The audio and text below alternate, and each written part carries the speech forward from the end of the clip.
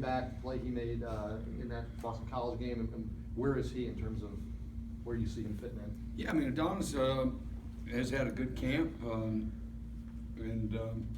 I mean, he's playing right where he needs to be and improving every day. You know, I like the way he's working at it.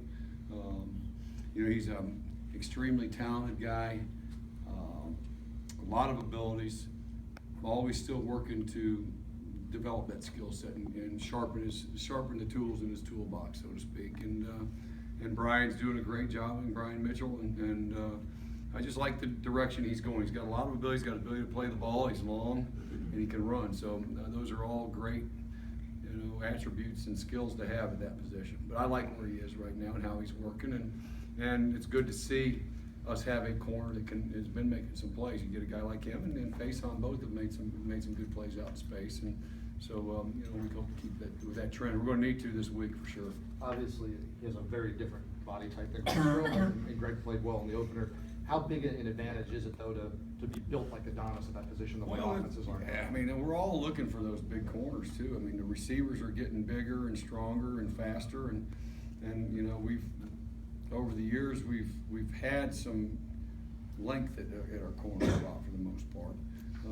Greg is probably one of the slider guys that we've had in the last few years, but I think anytime you can have a longer guy and a bigger guy, you don't get moved around as much, and then you have the ability to, you know, play through receivers' hands and that type of thing, especially when you're getting to playing against a 6'1 to 6'4 receiver, you know, that height that's got that catch radius, and Adonis has that same, you know, radius when it's all said and done, so he's got the ability to get his hands on some balls and whether knock them away or intercept, which he's done, you know, quite a bit in his first couple of years, that's a good thing, you know.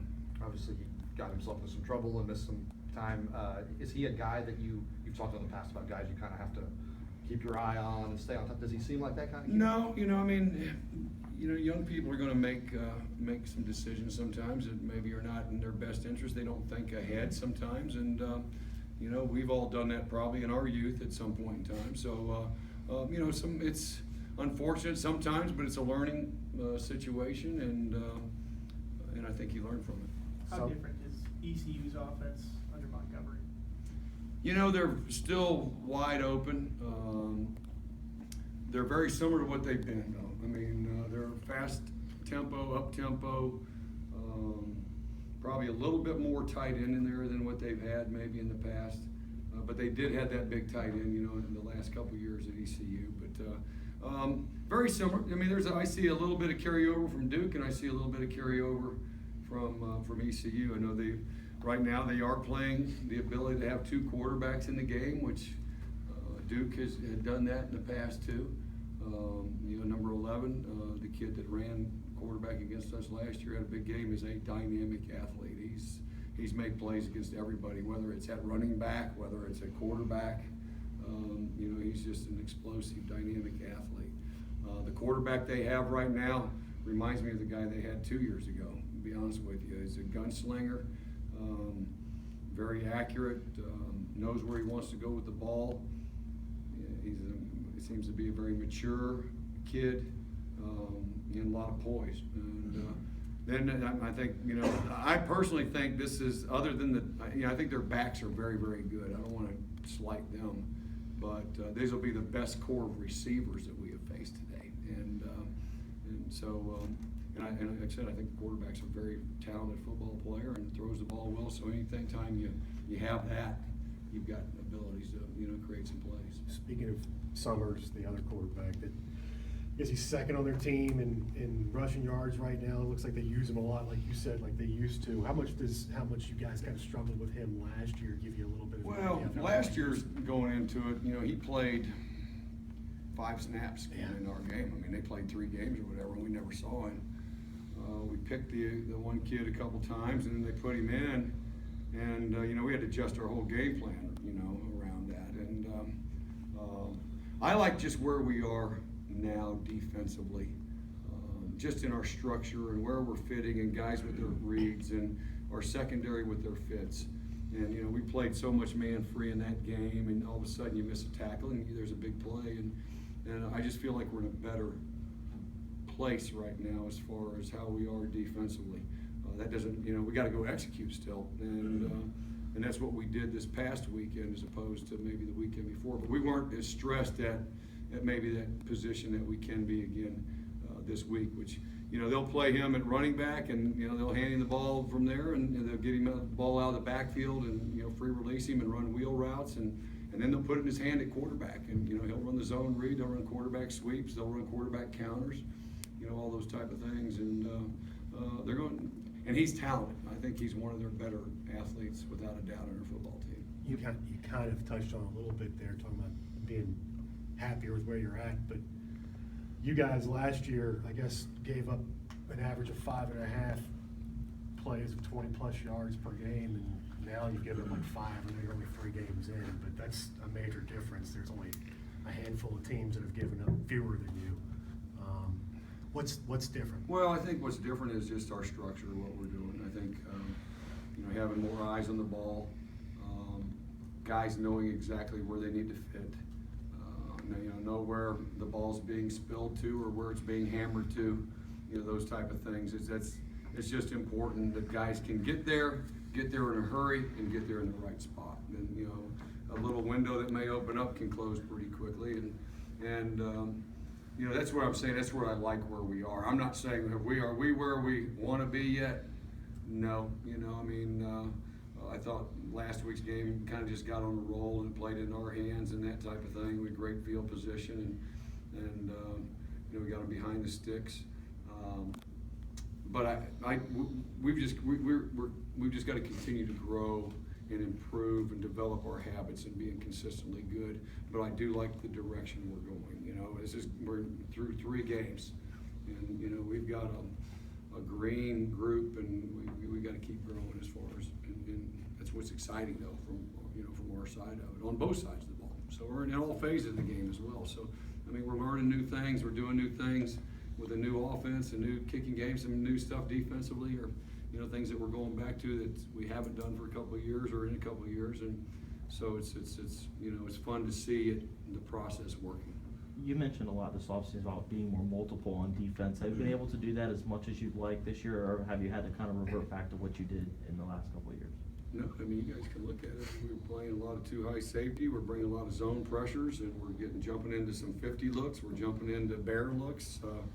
So I'd say we're pretty multiple right now, and we're very multiple in our back end and our coverage. So I like that part of it. I really do, and I think we're a lot more multiple. Last year we were either man free or bear, and we didn't get any 50 and very little 2 high safety, and we jump into our 30 stuff, and so that's where I think we're pretty multiple, and I like.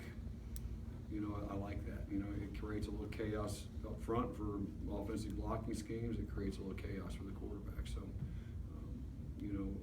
again, that's another area we just got to continue to get better and stay sharp and improve. And that's kind of been a big harp this week. We played well. And, that's something, we played well for a reason, though, because we practiced hard and we developed we had a good week of habits, and those need to be like a drug. You spell fun, we say WIN, but you earn your success. It just doesn't. You don't show up on Saturday and expect to win. If you do that, you're going to get beat. So that's the one thing our kids saw was, you work, and we've done that for years, but we've got to get back to just selling out, Sunday, Tuesday, Wednesday, and Thursday, and that's what takes care of the game on Saturday. It puts you in position, gives you a chance. If you don't do that, you won't have a chance. This would be kind of a dumb question, but is it more fun for you to call all these different defenses than just alternating between 2 looks that you had last year? Yeah, it's a little more challenging, from a standpoint. At least you're looking at things and how can we attack, an offense a certain way, which I like that. There's certain things that offenses will give you at times, and we want to be able to take them if we can. And it's just like offenses, defensively they're going to give you some things, or there'll be a soft spot in the defense, and you got to be able to take that. And and that's the one thing, being very multiple, or just being where you can attack from different ways right now, which is what we've been able to do over the years. And that's why we've led the country in sacks or led the country in interceptions and do those things, because we can create some chaos. And that's kind of the direction we're heading right now. And I like where we are. But like I said, we're not anywhere close to where our expectations are. We're just in game 3. We've got a lot of practice habits to continue to improve. Just a lot of things in that area to be dynamic. But it's always a work in progress, and we're making small strides. Is it hard after a shutout to find things to harp on and get onto people because of the way, or was there enough in that tape that you could get after? Well, it's good and bad. I mean, you have some really good stuff because you show if we do execute, it's exciting what we can be.